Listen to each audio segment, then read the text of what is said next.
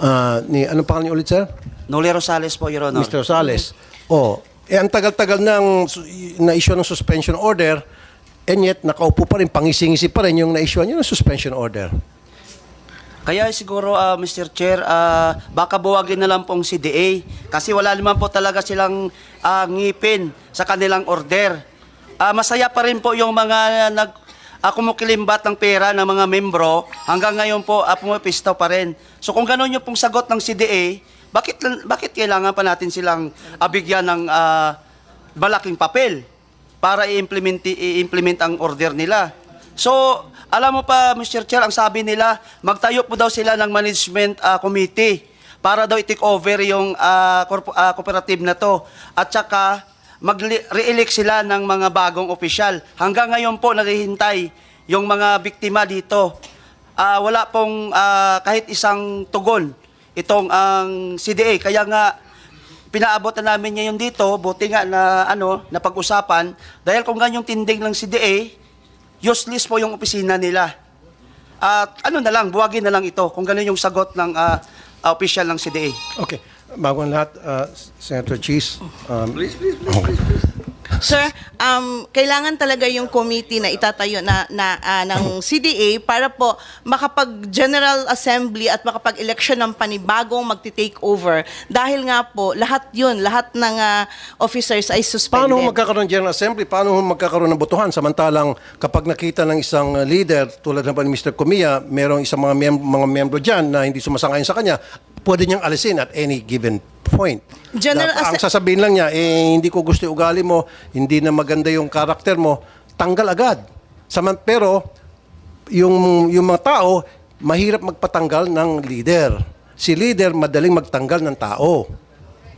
Nagets niyo po? Yes po. Doon sa lahat na suspended na mga officers, yun po yung itatayong committee na sinasabi niya para po magkaroon ng General Assembly at yung General Assembly ang magde-decide sino ang uupo.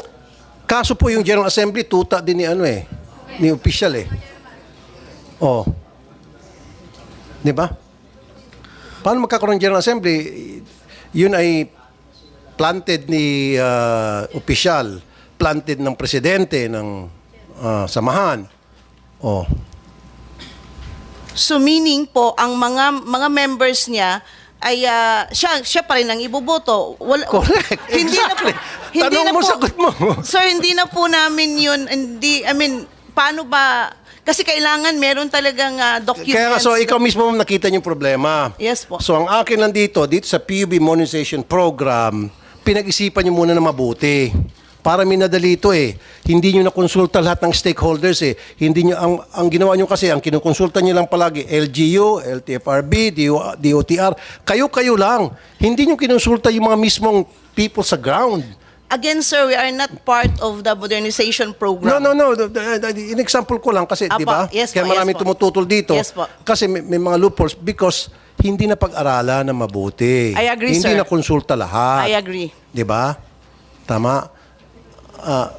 Pagbigyan Mr. Chair. Si Mr. Aguilar naman. Taga-saan po kayo, Mr. Aguilar? Thank you, Mr. Chair.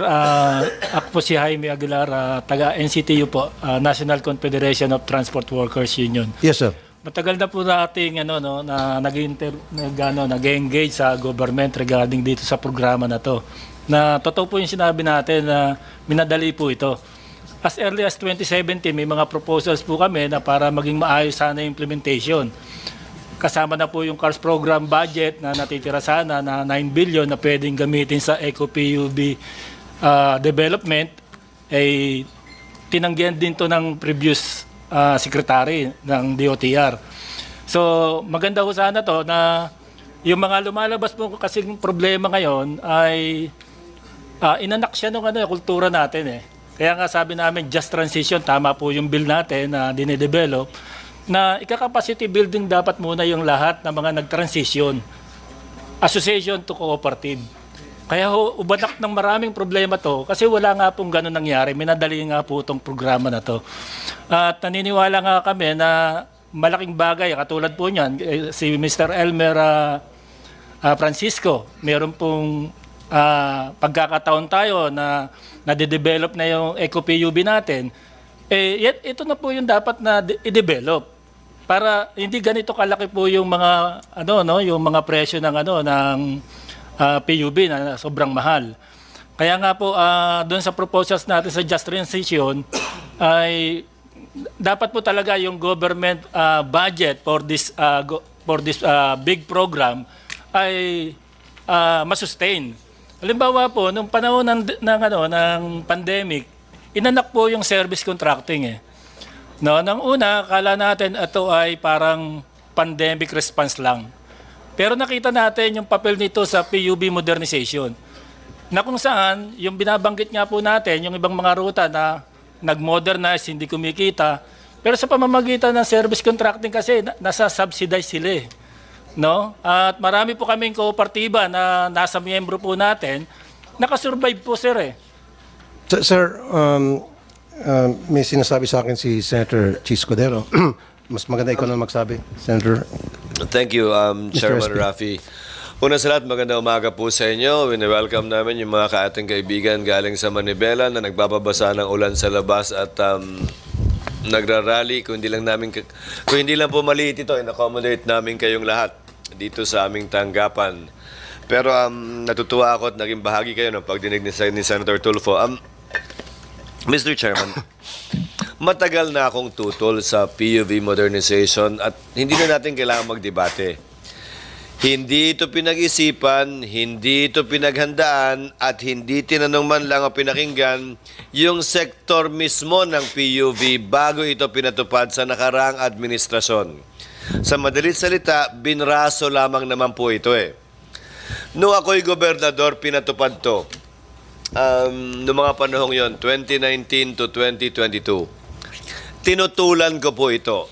Hindi ko pinapasok ang DOTR sa modernization nila sa aming lalawigan ng Sorsogon. At nung pinapuntahan ako ng USEC ng DOTR nung panahong yon na gobernador ako, ang tinuro ko ay yung panahong yon, Mayor Sara Duterte na anak ni Pangulong Duterte na nagsabi na hindi raw niya yung papayagan sa Davao. Sabi ko, kumbinsihin niyo muna yung anak bago kayo magpunta sa akin. Kasi kahit si then Mayor, now Vice President Sara, ay tutol po dito nung siya'y Mayor. Parang pagtutol ko nung gobernador ako. Huwag na natin ulit-ulitin. 2.5 million yung pinakamura. Lahat ngayon sira na. Puro gawang China at gawang Russia. Ba't hindi tinutukan at binigyan ng pansin yung mga gawang Pilipino mismo? Nakalikha pa ng trabaho at hindi pa nabura yung kultura, tradisyon at kasaysayan na nasa likod ng ating PUV. Yung mga kwadradong parang minibus na binibenta ng DOTR sa nagdaang administrasyon, hanggang ngayon, sa totoo lang, walang kaamor-amor sa akin at sa totoo lang din, kasaysayan din namin, ginamit ng kooperatiba, Mr. Chairman, gumastos ng humigit kumulang 300 milyon yung isang kooperatiba namin sa Sorsogon, sumugal. Sa mahigit kumulang 40 yata o 50 minibus na binili nila, mga 8 na lang ang tumatakbo ngayon. Pinagkahuyan na rin yung mga nasira. Kulang nga ng paghahanda. At bilang panghuling punto, Mr. Chairman, sa halagang 2.5 million kada isa, saan naman kukuha ng pambayad nun yung operator o yung driver?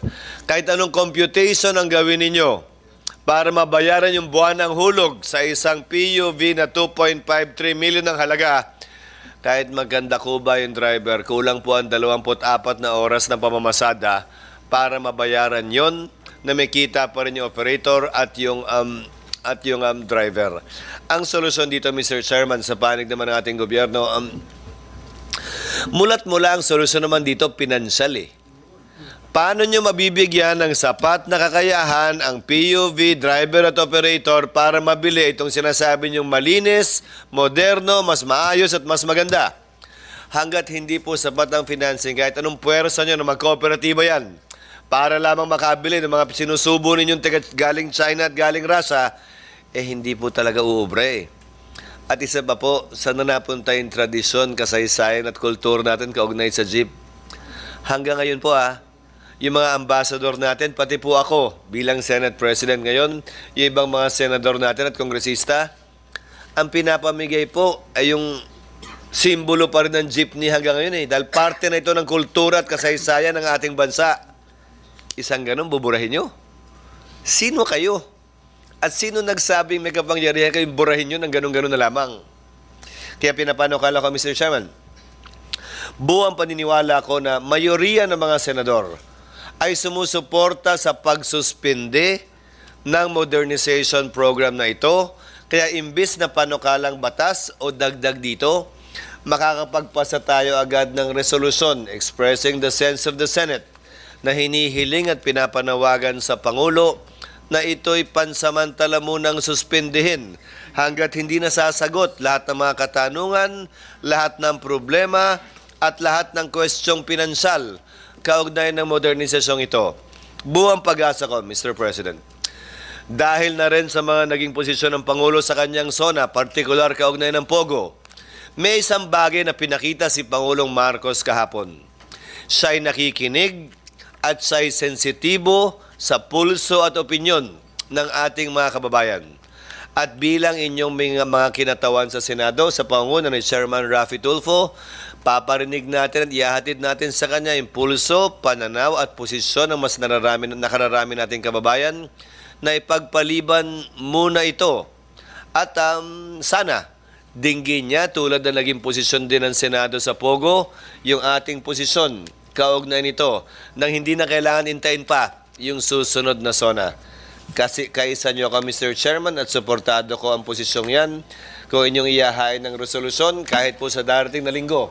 Yan ay resolusyon lamang naman po. Kapag makakuha tayo ng mayoriyang pirma, tutulungan ko kayo makakuha ng mayoriyang pirma. Agad naming maipapasa ang panawagang ito ngayon o sa darating po na linggo.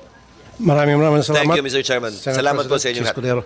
Yes, definitely, absolutely. Ako po ay magpahain ng resolusyon para suspindihin po itong PUV Modernization Program, and susuportan naman po ako ng mga kasama ko sa Senado, majority, and even the Senate President, then so be it.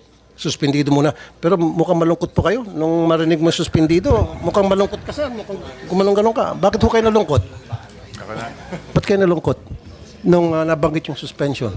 Para kayong na-bankrupt. Your Honor, unang-una, nirerespeto po natin yung nailahad ng ating Senate President.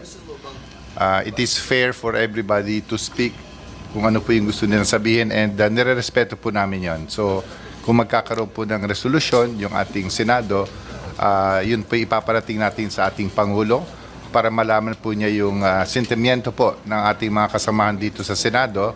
At sa parte naman po ng DOTR, we will always maintain po yung aming naiparating sa ating Pangulo at consistent with what we have been doing. We've been giving fair, accurate, and proper information to our President based on what we've felt and we've seen sa buong bansa sa pag-iikot namin and hearing the sentiments of the majority of our transport leaders. Salamat po, Your Honor. Yung sinasabi niyo po majority dahil When you say... yes. no, sabi mo mapapakinggan yung majority ng mga operators. Ito mga majority ng mga operators, ito po yung mga kakampi nyo, nakuha nyo yung loob for whatever reason, pero marami pa rin po ang mga tutol.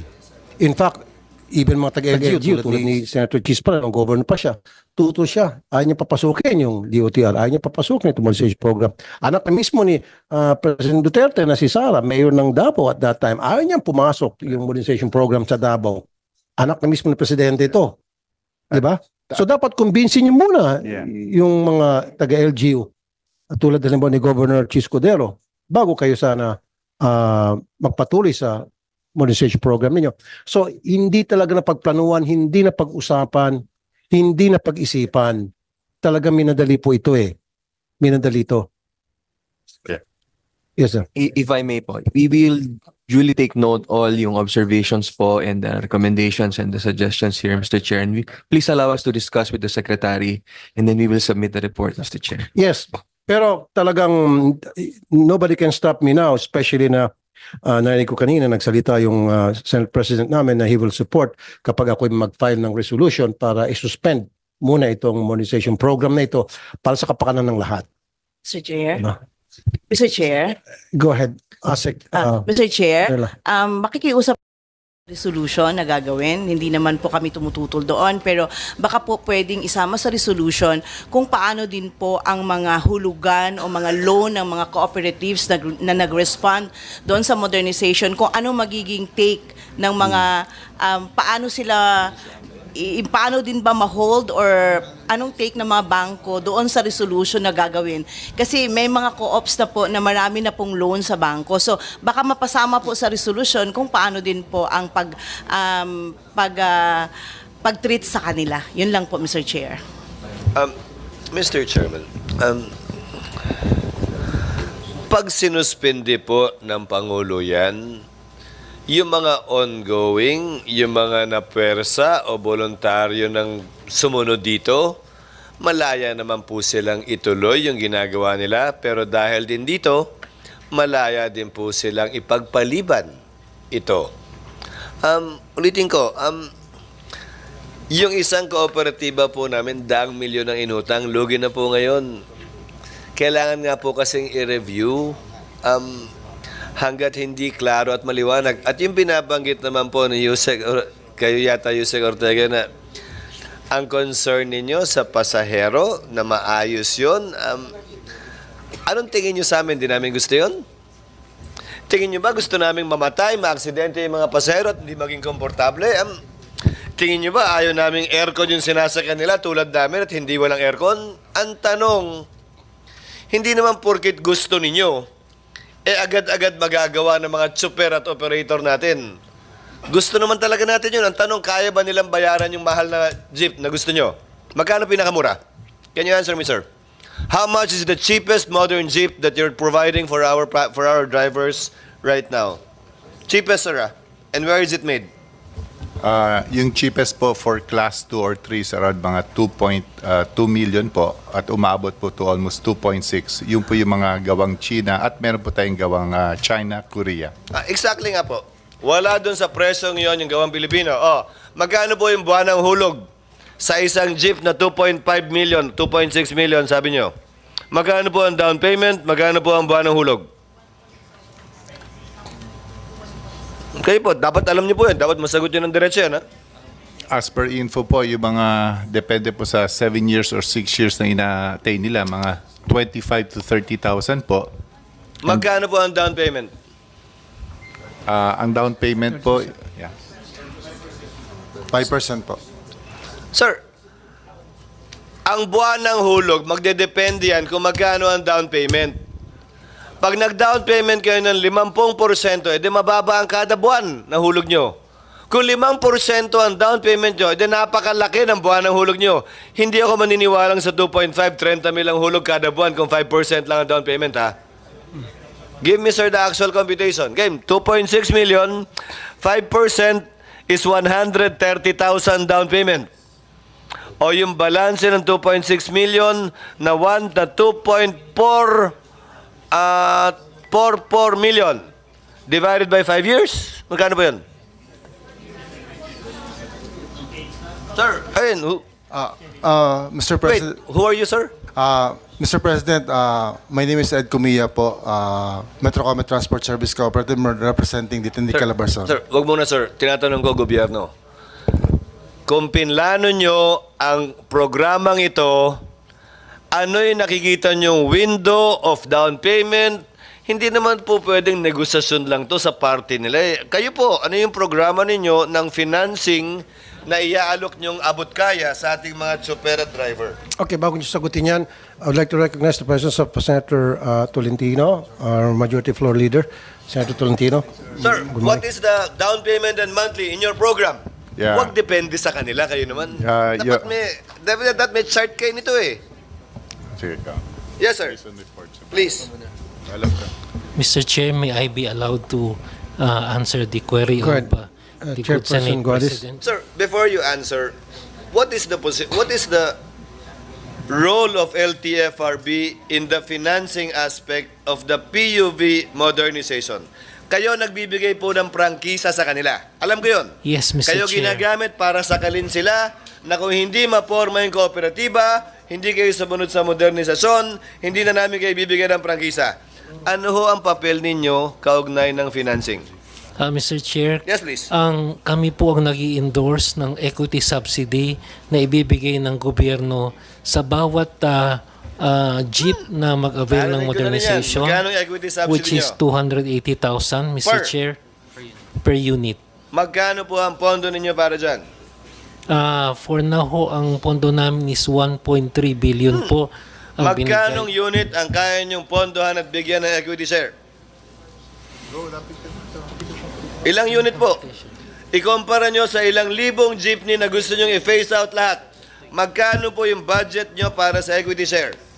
Yung sinasabi nyo mahigit 1 billion, i-divide nyo ng 200, magkano ka mo? 30,000, 80,000, o ilang unit po yun? Magkano equity subsidy? Sir, dapat automatic yun, di ba? Pinapatupad yun na yung plano, nasa gitna na tayo ng programa eh. Hindi ba dapat? Oh, ito yung pondo.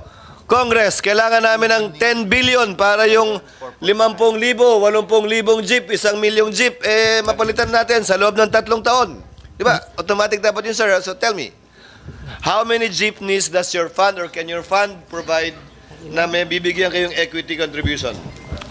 Your Honor, if I may be allowed while they're looking at numbers. Sir, please. For next year po, ang DOTR was asking for 4.9 billion pesos. This is an amount equivalent to staggered po yung ating i-modernize na almost 150,000 because the modernization of the vehicle po will end up to 2030 po. It's like 25, 26, 27. So mga 6 na taon po yon. So ang ginawa po naming hinihingi sa ating mga kaibigan sa Senado at Kongreso is the amount na in-stagger po or hinati po in 6 years yung 150,000.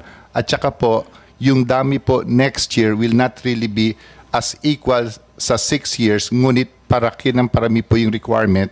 Kaya po palaki po yung hihingi namin. And with due respect po, your Senate President, yung hiningi po namin is just enough na alam po namin na mag-modernize sa ating transportation sector. Thank you po. Then, sir, let me ask you this. 230, sir, 280 ang equity. Mas malaki pa. So, 280,000 times 150,000 kamo ang jeep, di ba? Tama. Tama po ba yung figure? Sabi niyo po, Yusek, 150,000 ang jeep. Sir, ang sabi niyo po kanina, 150,000 ang jeep, di ba? Yes, Mr. Chair. Times 280,000.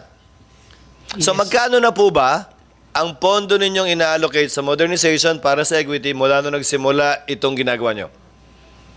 How many billion? You talked about 1.8 billion kanina. So, 3 may pondo ba bago nun? May pondo bang sumunod nun? Sa kabuuan po, magkano? 20. Lapit mo. Sir, again, these figures should come automatic to you. The total amount of money you need to provide equity contribution for 150,000 jeepneys is 42 billion. So my question is, how much have you allocated since you wanted to phase them out and have been implementing this phase out? Nakakamagkano po kayo, sir? As per info po, since 2018 po, umabot na po tayo ng 4 billion sa paghingi po from Congress for equity subsidy. Just to clarify lang po, with Your sir. Honor, Mr. Congressman. Ganito po yon. Kasi po, since nag-start po yung modernization sa previous administration, we noticed po yung pag-acquire po ng modern vehicle was not a big number kasi po there was one major concern ng transport sector. Lagi po na-extend yung deadline. So yung pagbili po ng ating mga transport sector or pagsuporta po ng certain banks, parang bitin po because they are not sure na matutuloy po to. Pero po nung naging firm po at nagkaroon po ng final decision ang ating gobyerno na April 30, this is what we felt and we saw. Nagkaroon po ng resurgence ng interest from financial institutions at yung ating mga transport sectors, sila po'y kumakatok na sa mga bangko for their modern vehicles. That's why yung pag-modernize na amount po before was not that high because it was a real number na konti lang po nag-avail. I think mga 7,000 lang po. But for the next years, we feel po na parami na po na parami. That's why we will be asking a certain amount. With the permission of the chairman, kung bahagi ng programa ang equity donation contribution ng gobyerno, 280,000 is approximately 280,000 divided by magkano? 2.6 million. Di ba? Sabi nyo, that's about 10% down payment. Di ba? So, kung 150,000 na jeep yan, 42 billion ang kabuuang plano nyo, bakit hindi nyo isabay yung phase out? Depende sa pondo na meron kayong iaalok sa mga magmamodernize. Hindi naman po pwede, sir. Deadline na to. Dapat gawin nyo na mas maraming gagawa nito nang wala naman kayong binibigay na equity contribution, hindi naman to unahan din. Now, if that's the amount you need, sir, 42 billion, stagger it for 6 years, as you said, until 2030. So, 40 billion divided by 6, kung ilang jeepney man yun, times 280,000, yun lang din po ang i-modernize na muna natin sa kada taon. Hindi yung sasabihin ninyo, deadline na yan para humabol na lahat. Meantime, bawal muna. Hindi naman yata makatarungan yun. Yes, sir. Tama po kayo, Mr. Senate President. Kaya po yung modernization, para po, will be clear po, will not happen this year. As in, when I say modernization, yung parang they are obliged to modernize their vehicle. Ang tatapusin na po muna natin is the LPTRP, which will be 3 years, 24, 25, 26. Pagdating po ng LPTRP, meaning yung route rationalization, doon na po papasok yung pagmamodernize nila ng vehicle. So tama po kayo, they are not obliged to buy the modern vehicle now. But pagdating ng LPTRP, which will be at least by 2027, doon na po sila magpapalit from traditional to modern, and that will be the time po na hihingi po tayo from Congress for the bigger amount of equity subsidy for the last 3 years of the program. Pero ngayon po, it is just an amount of 2.6 billion dahil hindi pa po ganun karami ang nagpapa-modernize. Now, may I ask now our friends from the transport sector, ito ba ang pagkakaunawa ninyo na hindi pa nyo kailangan talaga gawin to? Siguro Ewan ko kung sino kailangan sa mga si Miss Sembrano.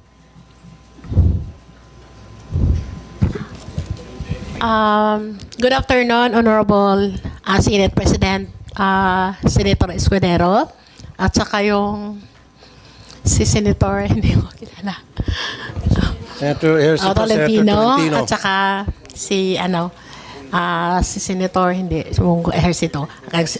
Ang sa akin kasi kanina, yun ang sagot ko sa tanong ni Idol Senator Tolfo na ang tanging hiling natin sa panahong ito para maisalba natin ang krisis na kinaharap ng ating mga operators sa transport sector, nag-modernize man o hindi, sumama sa programa, ay isuspend muna itong programa na to. Kasi maraming alibu-libong mga operators at drivers na napilitan talaga.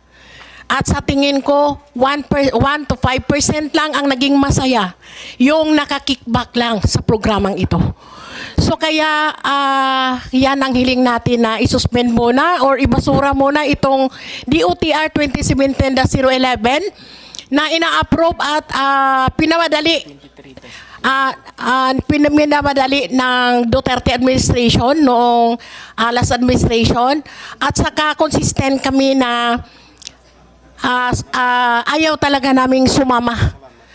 At saka salamat din sa sinasabi ng ating Senate President na suportahan niya si Senator Tolfo na isuspend talaga ito. Isang malaking pasasalamat sa amin. Nagagala kami na sana po ma-realize ito. At saka isang hiling lang namin dagdag sa kay Senator Tolfo at sa kay Senate President na ibalik na ang 5 taong prangkisa while isuspend ito. I-renew na agad. Maraming salamat po. Mr. Chair, Mr. Chair. may I be Mr. recognized? Chair. Recognize. Mr. Chair. Kanina nakapagsalita ka, Mr. Kumia, ibago naman. Mr. Chair. Si Mr. Burata. Is that your name, Mr. Burata? Philip Burata? Go ahead po, sir. Thank you very much, sir. No? Your Honor, Idol Arapitol po. At saka sa mga senador natin ngayon dito. Ako, sir, pumunta ako sa inyong opisina noon na para humingi ng tulong kasi yung nagpa-consolidate kami pero nag-file ang aming corporation sa amin ng 38 counts of carnapping. Kaya sa takot namin na baka lumabas ang resolusyon sa piskalya, pumunta kami sa inyo, humingi ng tulong dahil dito sa malaking problema namin sa aming korporasyon na pinasukan. Nag-consolidate kami dahil naipit kami sa deadline. Pero hindi kami nakakuha ng SEC registration kaya nag-attach kami sa Choret Corporation. To make the story short, nandito kami ngayon sa 38 counts of carnapping na pinapile sa amin. Yung sasakyan namin na sa amin, kasi ang usapan na kami magmamanage sa sasakyan namin, kinukuha nila, inaangkin nila na sa kanila daw yun dahil sa kanila nakapangalan yung corporation. Pero yung gastos, yung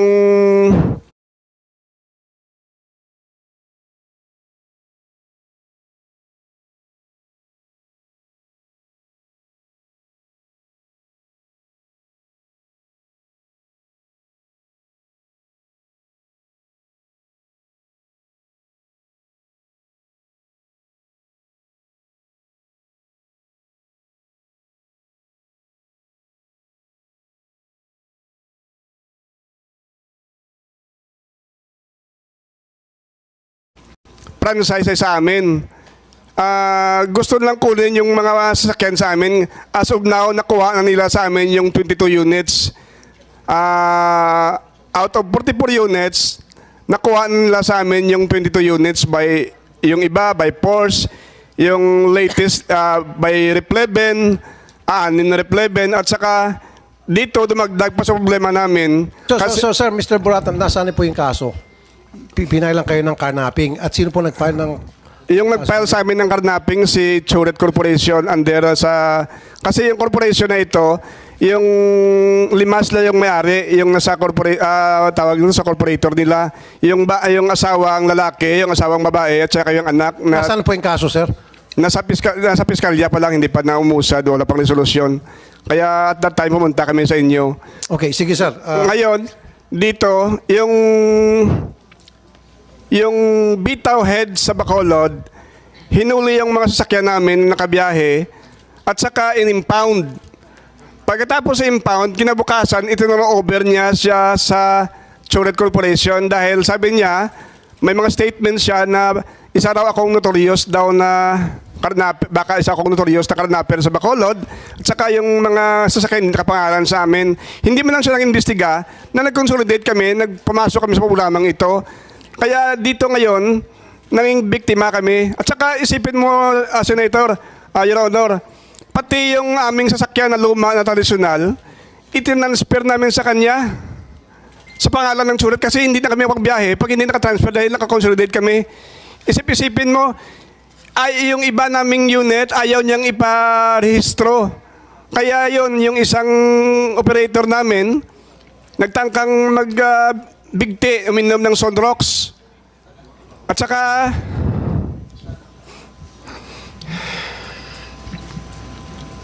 sorry. Saka, ayaw niya kami, dahil ayaw sumunod sa gusto niya. Ngayon, gumasto kami ng milyon, halos lahat, ginagawa niya para maipit kami. Yung bitaw head sa Bacolod, kinuha yung sasakyan. Isipin mo, sabi ng LTFRB, wala siyang kapangyarihan na mag-impound at saka kumuha at saka i-turnover yun sa Choret Corporation. Para na siyang police, para na siyang may court order na ginawa yun. Isipin mo, to be honest lang, in fairness sa mga tradisyonal, dahil lang daw yun sa wala kaming business permit sa city. Pero isipin mo, to be fair, yung mga traditional jeepneys na tumatakbo sa lansangan doon sa mismo sa ruta namin, walang franchise, walang restro, walang insurance, Bakit hindi inuhuli? Kami lang talaga ang personal. Kasi may utos ito sa korporasyon. Para siya na yung police power ng corporation. Okay, Mr. Ginamit niya yung posisyon niya as bitaw head para sa amin. Mr. Morata, okay. Pagkatapos ng hearing na to, you can come to my office and then pag-aralan ko paano kita matulungan dun sa kaso mo. Yes, thank you. At least nagkaharap tayo ngayon. I'll make sure.